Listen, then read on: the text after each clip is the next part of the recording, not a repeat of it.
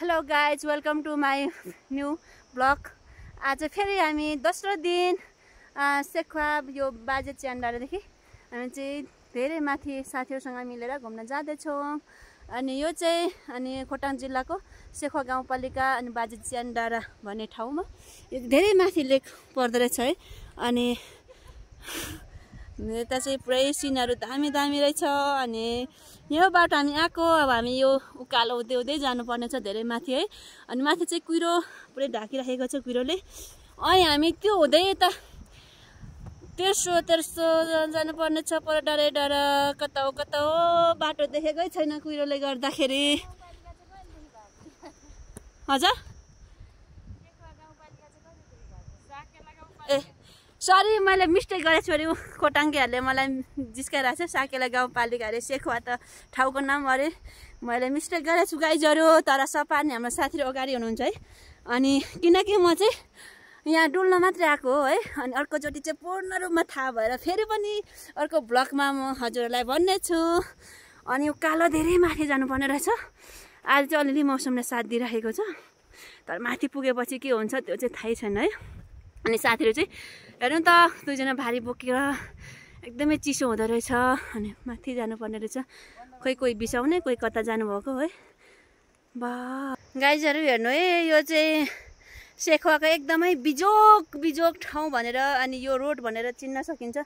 किनकि हेर्दाखेरि यो रोड चाहिँ एकदमै है अनि सजिलो अनि राम्रो जस्तो देखिन्छ। तर त्यो रोड भएर अनि गाडी ड्राइभ गर्नुपर्दा र त्यो बाटो गरेर यात्रा गर्दा चाहिँ साह्रै नै जोखिम अनि धेरै घन्टा लाग्ने। अनि बिहानदेखि त्यो बाटो लाग्यो भने चाहिँ माथि डाँडा पुग्दाखेरि रात पर्छ है। अनि पुरै हिलो बाइकहरू त सबै डुबेर खतम छ। अनि पानी त्यस्तै परेकै छ। आज मात्रै अलिअलि मौसम खुलेको, त्यो पनि एकछिनपछि फेरि पानी सुरु होला जस्तो छ। पछाडितिर देख्दै हुनुहुन्छ, यो चाहिँ एकदमै झरीको सुरुवात हुँदैछ। अनि हाम्रो साथीहरू आधा बाटो नपुगिकनै सुरुवातमै गले है भन्दै हुनुहुन्छ। एकजना त हालत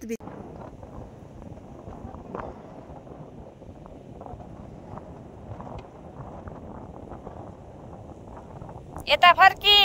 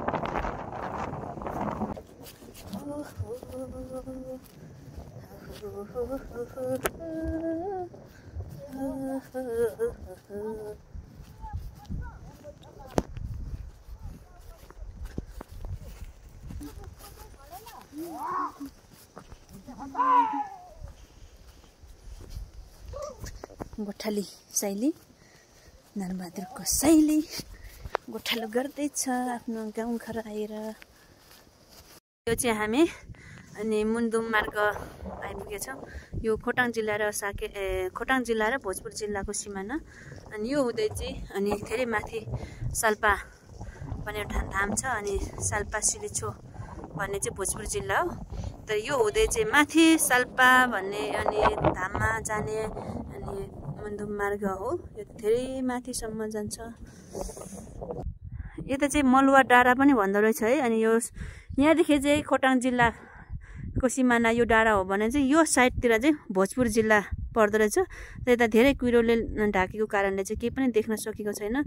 अनि एकछिनपछि कुहिरोले निश्चय नै छोड्छ होला। अनि त्यो ठाउँहरू देखाउनेछौँ।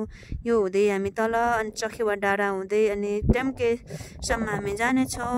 धेरै तल ट्याम्के चाहिँ छ। साथीहरू गले पुरै रेस्ट गरिरहेछ। अनि त्यसपछि उ हेर्नु त पुरै हेलो गाइजहरु, यो चाहिँ हामी अनि मलुवा डाँडादेखि ओह्रालो झरेपछिको यो मलुवा पोखरी हो है। अनि यो चाहिँ अनि पुरै एउटा बोर्ड देखेको रहेछ। अनि इतिहास, पहिचान, संस्कार र संस्कृतिको संरक्षण, हात रगत र दूधलाई जोड्ने महान संकल्प र अभियान भन्ने शीर्षकमा अनि सबै बोर्डहरू लेखेको रहेछ। अनि नोट लेखेको छ, यो माछा हेर्न मात्र पाइनेछ, यो माछा मार्न खोजिए सत्य श्राप लाग्नेछ र यी माछाहरू यस पोखरीको नाग नागिनीलाई पुकारी लगाइएको छ। पोखरी वरिपरि फोहोर मैला गर्न शर्त मनाइ गरेको छ भन्ने चाहिँ लेखेको रहेछ।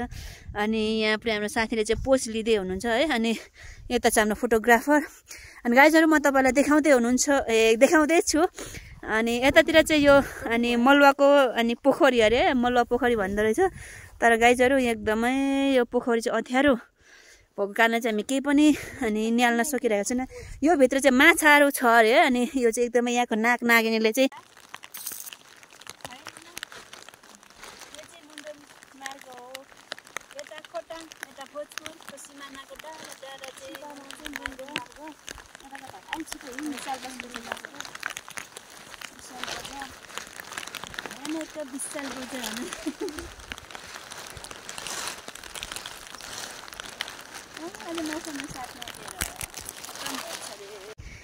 अनि यहाँ मलुवा डाँडादेखि यता हुँदै हामी जुरेतर्फ जाँदैछौँ। जुरे चाहिँ अलिकति तल छ। अनि त्यहाँ चाहिँ एकदमै अनि गोरुको जुरो जस्तै छ है।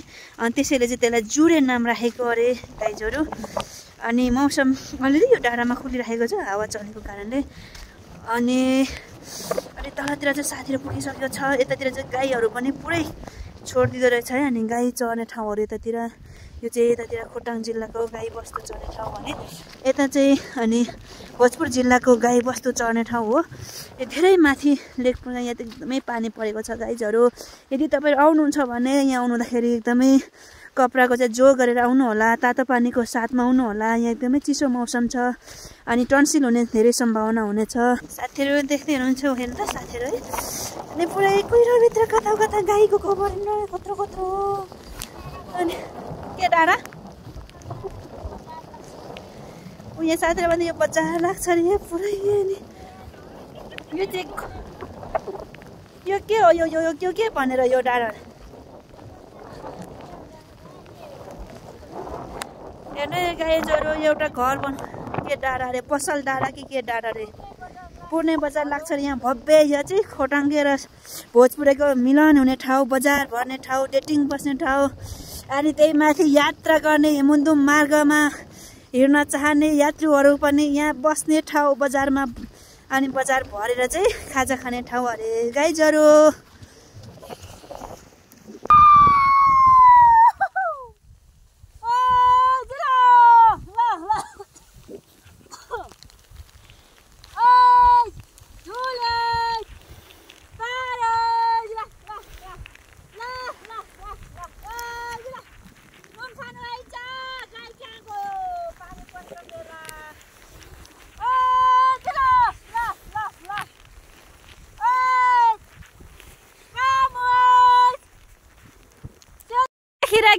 एउटा गाई आएको छ।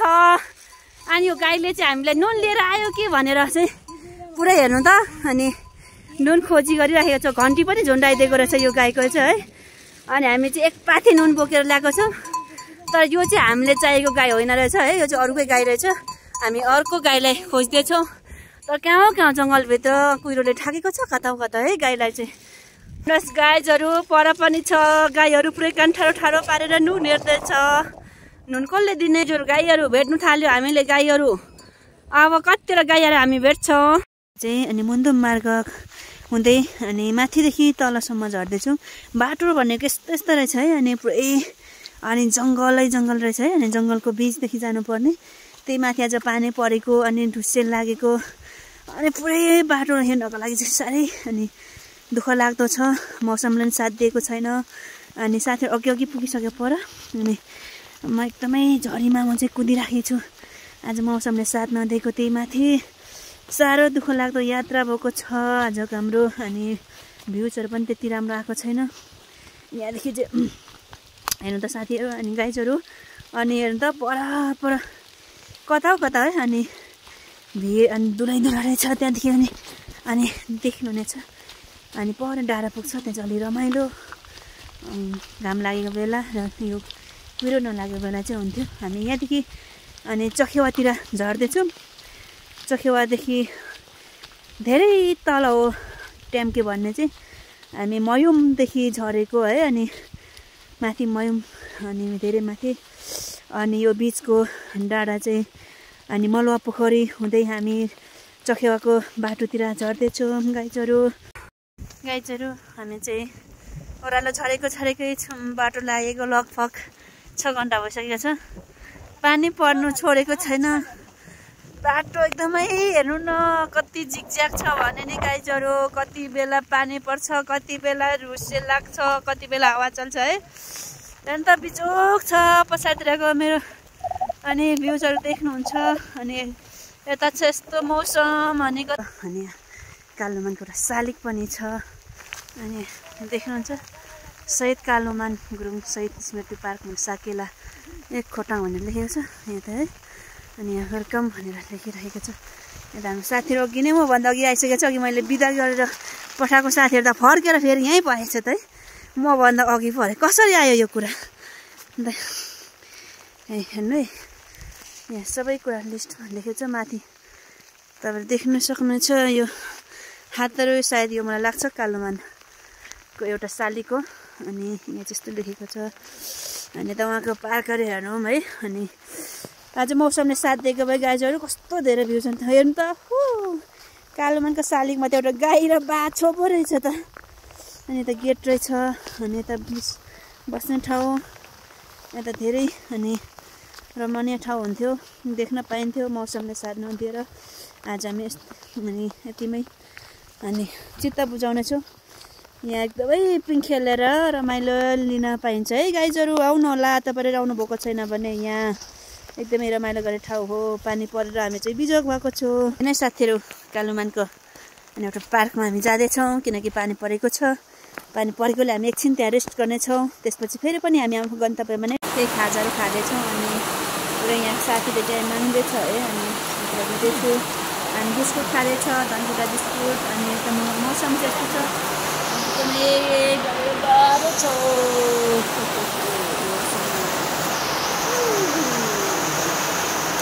खाजाहरू झोलामा छ, खाने कसरी भन्ने चाहिँ छ है। अन्त हामी चाहिँ यो अनि सेखुवादेखि आउने बाटो अनि हामी चोखियादेखि आउने बाटो भेट भइसकेको छ। यो एकदमै हेर्नु त भलबारी कत्रो आएको रहेछ अहिलेको पानीमा। हामी यस्तो धेरै पानीमा पो हामी डुलेको रहेछौँ हेर्नु त भलबारी। अनि यहाँ साथी चाहिँ पर छिटाइज भन्दै कराउँदै हुनुहुन्छ। यो चाहिँ अनि भोजपुरदेखि आउने अनि पिच रोड हो। अनि यहाँ साथी पुरै पोजमा बसिरहेको छ, यतातिर हेर्दै छ। अनि यहाँ शहीद कुलमान स्मृति पार्क जाने बाटो, मुन्दुम पदमार्ग जाने बाटो भनेर देखेको छ है। यहाँदेखि त चाहिँ भोजपुर अनि सिमाना।